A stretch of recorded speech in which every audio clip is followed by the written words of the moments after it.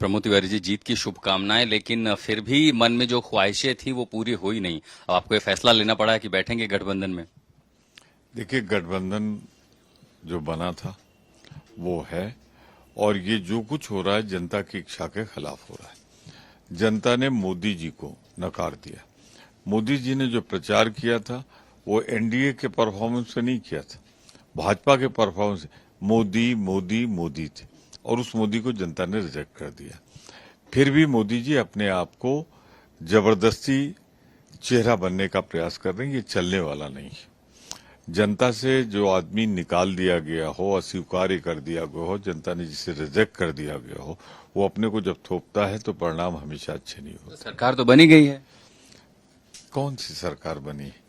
कहाँ 303 थे भाजपा के लिए, और घट के आ गए 238-40 पे, जिसमें कम से कम 5-6 एमपी जैसे हैं, जिन्हें हेर फेर करके आखिर में जिताया गया।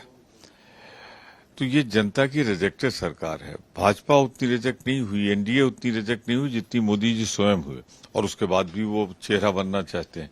तो ये तो जनता का अपमान है, जनादेश का अपमान है, और जनादेश का जो अपमान होता है उसके परिणाम और बुरे होते हैं। अच्छा, उत्तर प्रदेश से जहां से आप आते हैं, उत्तर प्रदेश की राजनीति में अब आगे कांग्रेस क्या देख रही है? आप गठबंधन में रहे हैं, परफॉर्मेंस जितनी सीटों पर लड़े उस पे अच्छा था। आगे की तैयारियों में क्या कांग्रेस अपनी दावेदारी बढ़ाएगी उत्तर प्रदेश में गठबंधन में रहते हुए, जब कभी विधानसभा चुनाव की तैयारियां होंगी? और साथ ही बीजेपी का भविष्य, खासकर योगी आदित्यनाथ, कांग्रेस उसे कहां देखती है? 80 सीटों में 43 पाकर स्पष्ट जनादेश मिला हुआ है इंडिया गठबंधन को। निसंदेह लोगों को राहुल जी का और अखिलेश जी का साथ पसंद आया, यही जनादेश। और अगर ये जनादेश है कि राहुल जी और अखिलेश की जोड़ी बनी रहे, तो हमें और मेहनत करना है। आज चुनाव हो जाए तो उत्तर प्रदेश में सरकार इंडिया गठबंधन की बनेगी। तो बिग ब्रदर की भूमिका किसकी होगी? न कोई बिग ब्रदर होता है, न कोई स्मॉल ब्रदर होता है। सामूहिक नेतृत्व होता है। निसंदेह राहुल जी के नेतृत्व में, अखिलेश जी के नेतृत्व में हम अगली सरकार बनाएंगे। संसद में राहुल जी का नेतृत्व चाहेंगे? अभी मैं मणिकम टैगोर का ट्वीट देख रहा था, वो कह रहे हैं कि उनको जो है नेता बनना चाहिए कांग्रेस का सदन के अंदर। बाकी सांसदों की इच्छा क्या है, बाकी नेताओं की?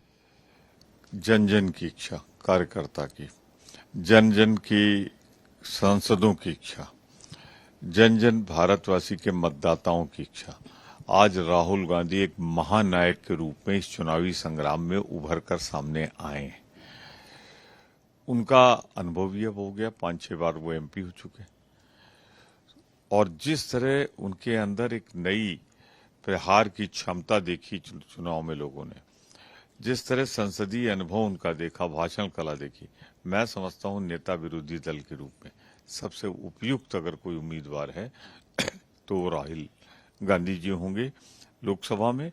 और हमें एक काम करना चाहिए, हमें राहुल जी से अनुरोध जरूर करना चाहिए। संसदीय दल की बैठक होगी तो हम सब अनुरोध करेंगे। अब ये हमें उन पर छोड़ देना चाहिए कि वो अपने क्या निर्णय लेते हैं। ये भी बता दीजिए कि इच्छा क्या है, वो वायनाड से रहें या रायबरेली से सांसद रहें, ये भी इच्छा बता दीजिए, कहाँ से रहना चाहिए उन्हें? भारत का संविधान इस बात की इजाजत देता है कि 14 दिन के अंदर वो निर्णय ले लें, अगर 1 से 2 जगह में। तो मैं ये पूरी तरह राहुल जी पे छोड़ देना चाहता हूँ कि राहुल जी निर्णय लें।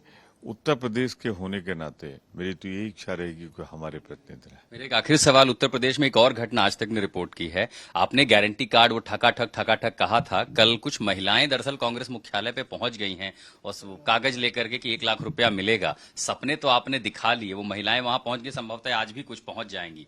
क्या होगा उन सपनों का? निसंदेह सपने टूटे हैं लोगों के। हमने कहा था जब हमारी सरकार बनेगी तो हम, ये गारंटी हमारी है। सरकार बनी नहीं, निराश हैं, उनकी निराशा भाजपा पे भारी पड़ेगी।